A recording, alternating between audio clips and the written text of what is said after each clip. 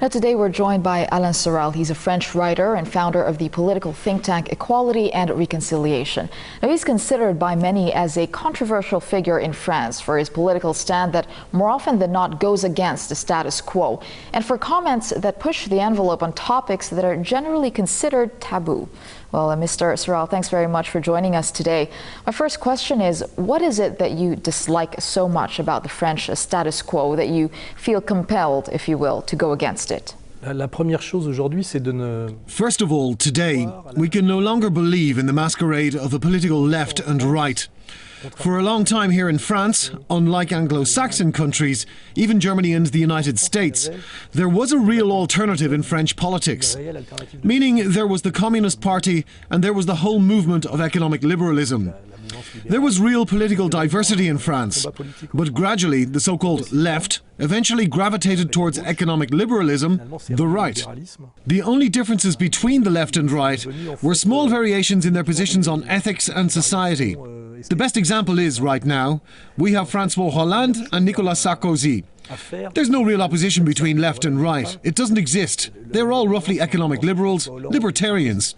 For France, the first step of visible liberalism is the European Union. There are those who submit to the EU, which means the end of borders, free movement of goods and capital, ideology of right and left, the ideology of miscegenation. This is the dominant ideology in France, shared by left and right. The difference is only aesthetic. And then there are those who oppose this dominant ideology, who fight for the restoration of borders, the restoration of the nation, those who criticize the ideology of miscegenation, meaning to defend cultural identities and so on. The battle today is to resist globalism on economic and cultural fronts, etc. We have to show that the fight between left and right no longer exists. Today, the two battling sides are the globalists and those resisting globalism.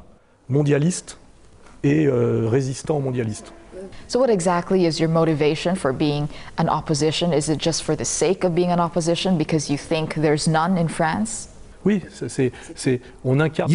it embodies the new opposition, and it has one important distinction. This opposition has no place in today's institutional system, whereas before, and for historical reasons, there was opposition within the establishment. But today, even in television, there's a centrifuge which excludes and marginalizes people who are not liberals, globalists, human rights hardliners, pro-American, pro-Zionist. It can be seen clearly. There's no opposition in the establishment anymore these days. I may have been the last one even to be invited to talk on shows on primetime French television, and that went wrong. The people who invited me ended up having problems. Now you are for a multipolar world. You've always expressed that view. Now is it because you just want to see a balance of power, or do you fundamentally disagree with major powers and agree with the policies, the systems of government, or even the personalities of the countries that try to counter them? I'm still a French patriot who tries to defend French sovereignty and French identity as I see it. So every time, every position I take is always from the French point of view. It's just like when I was a communist in the 90s, when I was in the French Communist Party. It was because I realized that for things to be in the interest of France, there had to be two superpowers. For in fact, France existed, as General de Gaulle had understood, because of the US-USSR balance. So I was pro-Soviet, not because I thought that the USSR was very good, but because I thought that the USSR was very good for France and French interests. If I'm fighting the New World Order, it's only because I think France has everything to lose with respect to this New World Order. France has an interest in a multipolar world. I think France has an interest in a strong and growing Russia right now. However, I'm also pro-Serb, because I think that the Serbians are great people of the Balkans, and because there is a traditional link between France and Serbia. Today, the dominant ideology is so delusional that it's almost strange to say, I am French, who cares first and foremost for the interests of the French? In France, this is almost regarded as fascist, because national preference is forbidden in France, which is unheard of. French elections are coming up soon. What do you think will be the results, especially at the final round? Who do you think are the two candidates that will be running for it at the end? Alors, les élections françaises, With the French elections, we can clearly see today that the French system that was developed by de Gaulle and the Fifth Republic is being destroyed to make way for an American system. So you have the incumbent, Nicolas Sarkozy, on the right. And then you had the primary election in the left-wing political parties. It's like the Republicans and Democrats in the US. There is actually no difference between the two sides. Left and right are both liberals, economically speaking. Maybe one wants to legalize weapons and the other doesn't. But the reality is, there is no alternative management. We arrive at the same thing. In France today, there's Sarkozy, and after the primary election in the Socialist Party, which was a circus, the winner was François Hollande. Now, the media then reduces the Sarkozy-Hollande political debate into a war of catchphrases. For example, with Hollande calling Sarkozy the bad guy. It's pure theatre. There is no political content because in reality, they are both fans of the European Union. They cannot do what they pretend to want to do, like reindustrialization, saving companies. What they're proposing are against EU laws. The Socialist Party and the ruling Union for a Popular Movement have ratified 93% of what the EU proposed. Sarkozy and Hollande are two economic liberal candidates with very minimal differences in stands on social issues, which is why I'm interested in Marine Le Pen, who has good poll ratings and offers an alternative. Leave the European Union, go back to the French France and defy Wall Street. The other two try to pretend she doesn't exist. They try to get the French into the American system. They are afraid Marine Le Pen can make it to the second round of the presidential elections. If that happens, it would expose the lie of the French system. With a huge amount of media effort, through television shows, they try to bring the French people into a situation of actually having no choice. Voila, you have Hollande and Sarkozy. In France, we say it's like choosing between Tweedledee and Tweedledum. It's sometimes a very subtle form of totalitarianism using liberalism, which is smarter than a dictatorship. You give two choices that are essentially the same. So you are against the European Union, you're against the euro. What exactly is it that you see for France, a system that you see would work better for your country? Quand on regarde la réalité de ces 20 dernières années, when you look at the reality of the past 20 years, the European Union has changed very little. By the way, if we remember back then, we were still having referendums on such decisions. So the Maastricht referendum got through. But in the second referendum on the Lisbon Treaty, the French voted no. In Ireland, they voted no. It was rejected by the people, but then forcibly voted in by MPs. This means that the National Assembly betrayed the people of France. It does not represent the people in statistical terms. Lisbon has been ratified by the National Assembly overwhelmingly when the people rejected the treaty in a referendum. It is clear that this representative democracy actually represents no one at all. Today, the European Union is scared of the people and of consulting the people. There's also the demonization of the people, treating them as though they're stupid, as though they won't understand. This is real right-wing ideology. Men are idiots, sheep that must be led by an elite against their will.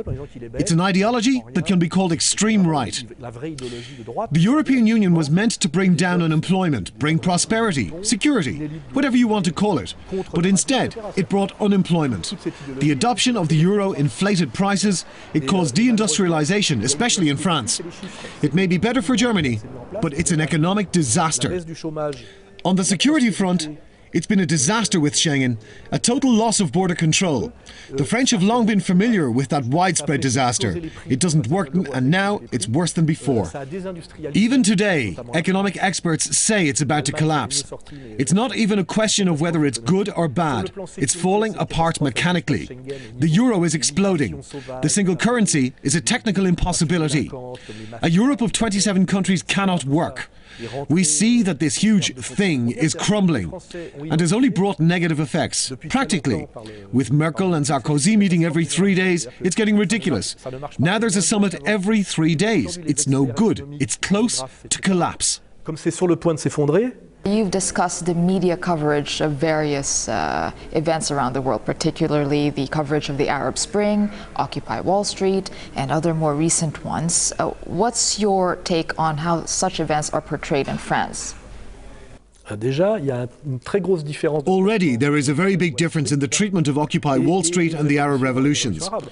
We don't talk in mainstream media about the riots and demonstrations challenging the power of the US banking oligarchy. We do not want to see internal unrest that exists right now in the United States, which is very serious. They are absolutely not reported in the French media. Nothing. Zero. Whereas all day long, we hear about the Arab Spring. We were given non-stop coverage of Libya, and we hear about Syria all day long. The street demonstrations and political rallies in the US are important. I haven't seen Bashar al-Assad ask Obama to step down, or the Queen of England. There is also a lot of social unrest in England. So in reality, the problem is that in this world, what we call the empire dominates the Western media.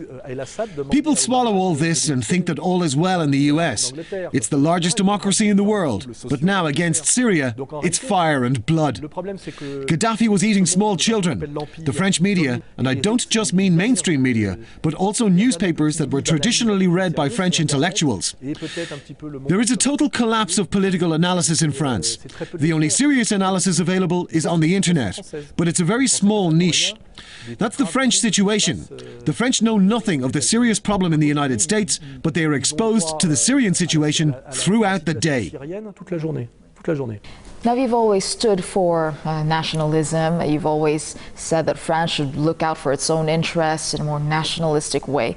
But do you not see any merit in France being more interdependent with other countries, especially since we are living in a more interconnected world, whether economically or politically? Wouldn't France be isolated if it turns inwards rather than outwards?